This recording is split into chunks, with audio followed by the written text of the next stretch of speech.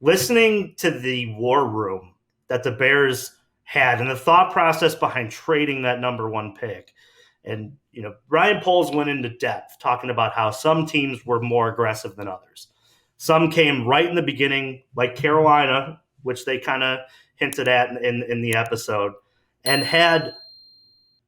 were highly motivated to get their quarterback of the future, to control the draft, to have that number one pick. And that's the one that kind of stayed with.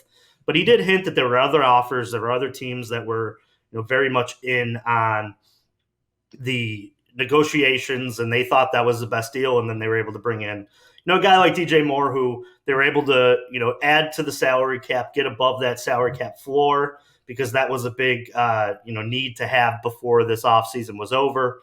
And now it's kind of worked into the draft.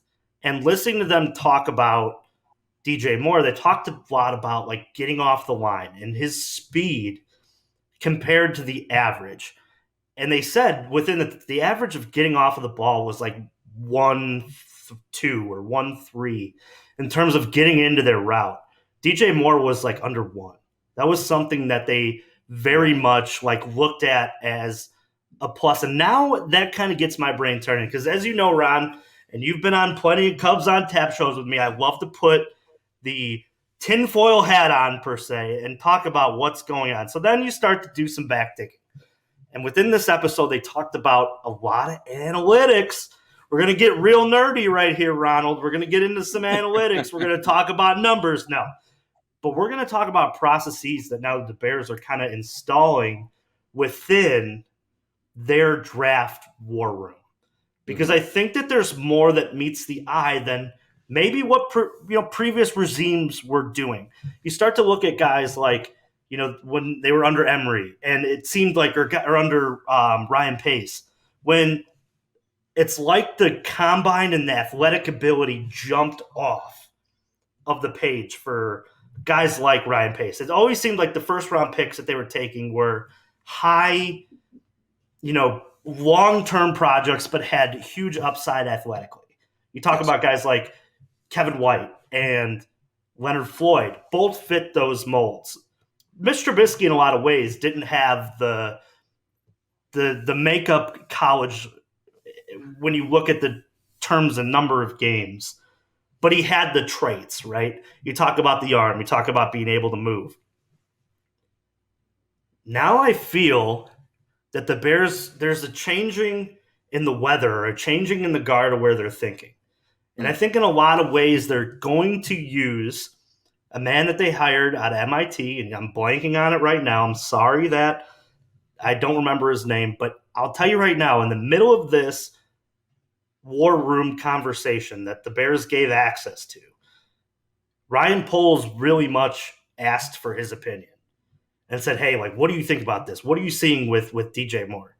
And it starts to make me wonder, are the Bears very much looking at the analytical side? Because then he goes on and talks about how evaluating players and evaluating futures and looking at the salary cap and players as a whole down the line and saying, we think this guy could be here by this point, and this is where maybe our contention window starts. And this is where we think he's hitting, the peak of his football career. And he's able to, we're able to get more of a bargain for the money that we're paying, if it's not through the draft or through free agency.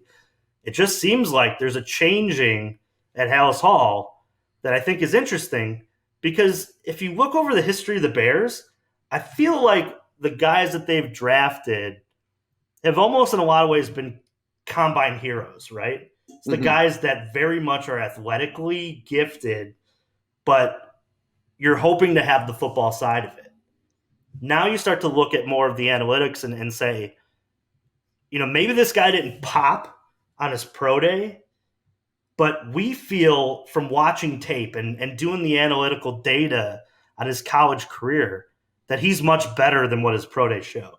And now we're able to take that information and maybe find a diamond in the rough in the third or fourth round. And I think that the changing in that philosophy is something that maybe we'll look back at this draft and go, this was the first draft that we were able to look through the rose colored glasses of a new regime with a new plan and a new idea of how to evaluate players. And as you know, Ron, like you build through the draft. Mm-hmm. You very much need to hit in your picks to be successful in the high rounds. And then you supplement those later rounds with guys like you hope, like Antonio Brown, right? Who maybe fell at the end of their draft combine process, and you're able to find a diamond in the rough that is a guy who can contribute, a later round pick. But it was just so interesting to listen and watch that episode, and I very much got like nerded out by like I wonder if there's been a change in scouting in terms of, and I want your thoughts on like just a little of that and what you've seen around like football, because I truly very much got the idea that baseball kind of led with this whole sabermetrics thing, and now all these other sports are kind of following suit and evaluating more or less like motions opposed to what they see as a traditional, always 6'6", 375. You know what I mean? Like that traditional body type.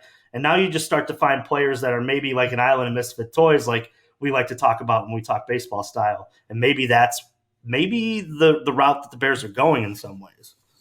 Yeah, and quickly, I think the MIT grad that is in the front office now, it gives me the Peter Brand and Moneyball vibes, right? The kind of, Mm-hmm. oh, he's got a degree from Yale, he's got a degree from MIT. Why is he here?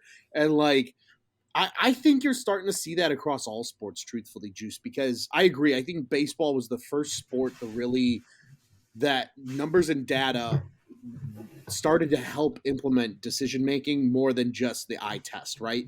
Because you see it, right? I know it's an exaggeration in some movie, but what you see in Moneyball at the scouts table talking about, does the guy have a hot girlfriend because that means confidence, and does he look like a ball player? That's how shit was done for decades in every sport. And I'm the first person to say that I think it's a load of horse shit, because just because a guy looks like a ball player doesn't mean he is one. And you see it time and time and time again. And I like what Ryan Poles is doing in the front office with this group. You saw it a little bit in last year's draft. Getting guys that have, good RAS scores, freak athletes, right? Get these athletic freaks that you see where you can develop their game and you see what their trajectory becomes and things like that. And I love that. And I think football might be the one sport, Juice, where maybe it's just not as publicized that we use analytics, right? Like, you look around the baseball, it's incredibly prevalent, right? Oh, we look at numbers, we look at analytics, right? Hockey is starting to have a lot of that nowadays in terms of possession and driving offensive play and things like that for certain players, and it's very well documented. Basketball is starting to have it to a little bit of an effect, but I think basketball as a game is still, you need the biggest freak athletes in order to to win games. That's just the nature of the sport. I think football is the one that we're going to really be intrigued to see how the analytics side plays into decision making. And you noted, right, that timing and the speed, and your average NFL receiver gets out of there breaking into their route in 1.3 seconds, but DJ Moore's doing it in under a second. How does we talk a game of inches, right? When do we start talking about this as a game of tenths of seconds, right? Like that. I think that's where you're going to see the analytics play in, and I'm very intrigued to see how that plays out with their decision making on draft weekend, really, and how that influences their picks. So I'm glad you were able to watch that, Juice, because I think that is such an interesting thing that really, in all truth, for Bears fans, is very a new concept in the front office, because the Bears of any franchise in the sport felt like the most archaic and the most behind the eight ball in terms of not being able to stay up with the times. I think that's starting to change now with Ryan Poles and Ian Cunningham leading this charge in that front office. So absolutely love to see it, man.